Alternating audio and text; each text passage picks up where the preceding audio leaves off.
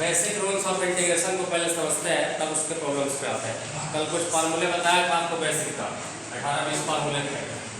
सबसे पहला basic rule ये है डिफरेंशिएशन का, सॉरी इंटीग्रेशन का। यदि 2-3 फंक्शन एडिशन या सब्ट्रैक्शन के फॉर्म में है, जैसे सपोज करें u v w 3 फंक्शन है, एडिशन के रूप में दिया हुआ है या सब्ट्रैक्शन के रूप में दिया है, तो इसको इंटीग्रेट करने का तरीका जैसे डिफरेंशिएशन में था कि सबको सेपरेट कर लेंगे, यानी सबको अलग अलग इंटीग्रेट करेंगे। पहले u का कर लेंगे तो u dx, प्लस है तो प्लस, माइनस है तो माइनस, फिर v का कर लेंगे और उसके बाद फिर w का कर लेंगे। और फंक्शन आएगा तो उसको और भी अलग करेंगे। प्लस माइनस में है तो सबको सेपरेट कर देंगे और फिर सबका जो फार्मूला होता है अप्लाई कर देंगे। दूसरा रूल ये है कि कोई फंक्शन f(x) को आप इंटीग्रेट कर रहे हैं और उस फंक्शन में यदि कोई कांस्टेंट से मल्टीप्लाई है, तो ये रूल है कि कांस्टेंट को पहले आप बाहर करें और फिर उस फंक्शन को इंटीग्रेट कीजिए f(x) को। कांस्टेंट को डायरेक्ट बाहर कर देना। और तीसरा एक इम्पोर्टेंट रूल ये है कि जिस फंक्शन को आप इंटीग्रेट कर रहे हैं, यदि उस फंक्शन के वेरिएबल में, यानी जो इसका इनपुट है x, इसे में यदि कोई कांस्टेंट से मल्टीप्लाई है, तब क्या करेंगे? टॉप का रूल ये है कि उस फंक्शन को एज इट इज इंटीग्रेशन करेंगे जैसे होता है फार्मूला। मान लीजिए इस फंक्शन का स्मॉल f का कैपिटल F आ गया इंटीग्रेशन f पे x, उसके बाद x में जितना मल्टीप्लाई का वेरिएबल में उसी से डिवाइड कर देना है और कांस्टेंट एक जोड़ना है तो कांस्टेंट ऐड हो जाएगा। तो ये 3 बेसिक रूल था इंटीग्रेशन का और इसी के आधार पे एक दो एक्सरसाइज आपका चलेगा।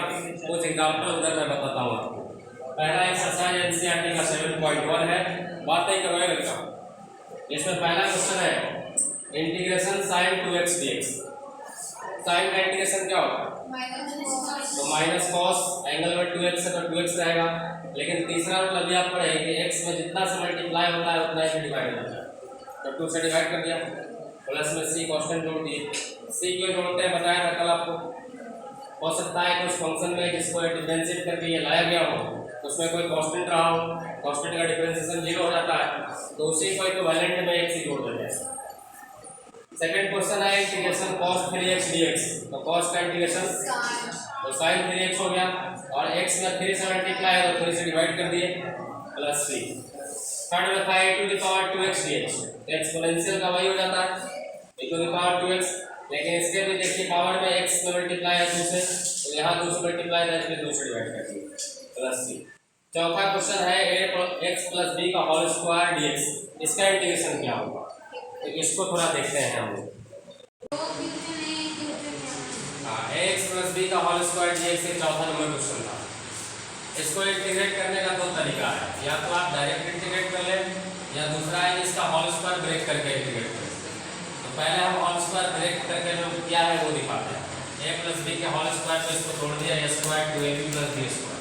ठीक है, अब रूल है कि सबको अलग अलग कर दिए, इसको अलग किए, इसको अलग किए, इसको भी अलग किए। इसके बाद कांस्टेंट को बाहर कर देना है, तो a² कांस्टेंट था बाहर आ गया x² dx, 2a भी कांस्टेंट है बाहर आया यानी x dx, यहाँ b² कांस्टेंट बाहर आया तो dx। अब इंटीग्रेशन करते हैं, तो x² का इंटीग्रेशन हो गया x³ पावर में ऐड होता है, पावर से डिवाइड होता है।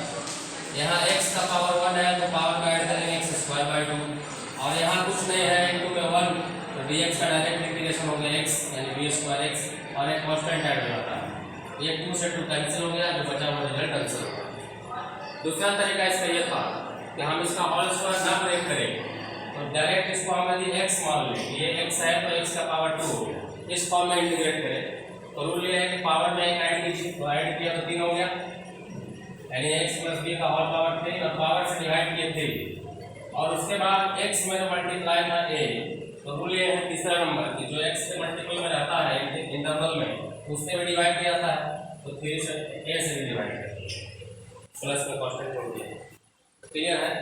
अगला नंबर क्वेश्चन देखिए, इधर दिखाइए, 5वां नंबर ये दिख रहा है sin 2x - 4 × e to the power 3x dx। तो फंक्शन है सब्ट्रैक्शन में, तो आप अलग अलग करके इसको इंटीग्रेट करेंगे। तो पहले sin x का करेंगे, sin का होता है -cos, तो -cos 2x और एंगल में 2 से मल्टीप्लाई है 2 से डिवाइड हो गया। ये 4 कांस्टेंट का बाहर रहा, एक्सपोनेंशियल का एज इट इज वही हो जाता है, लेकिन कांस्टेंट है यहाँ 3 मल्टीप्लाई x में तो 3 से डिवाइड हुआ और एक कांस्टेंट हो गया। 6 नंबर क्वेश्चन में है 4 into e to the power 3x plus 1 into dx। तो इसको पहले इंटीग्रेट करते हैं। कांस्टेंट 4 को बाहर किया, ए टू द पावर 3x का वही हो गया, और x में 3 मल्टीप्लाई है तो डिवाइड कर दिए 3 से, प्लस 1 इंटू dx। तो 1 कांस्टेंट है बाहर रहेगा, dx का x हो जाता है, तो 1 into x plus constant c। अब सातवें नंबर है x square into 1 plus 1 minus 1 by x square into dx। इसका क्या होगा? तो इसको पहले आप मल्टीप्लाई करिए इस ब्रैकेट में x स्क्वायर से। तो जैसे इसे मल्टीप्लाई करेंगे x स्क्वायर इंटू 1 हो जाएगा x स्क्वायर, और x स्क्वायर से इसमें मल्टीप्लाई होगा तो कैंसिल हो जाएगा, क्या बचेगा 1 यानी x square minus 1 into dx। अब इसको अलग अलग करेंगे, पहले x स्क्वायर का उसके बाद 1 का।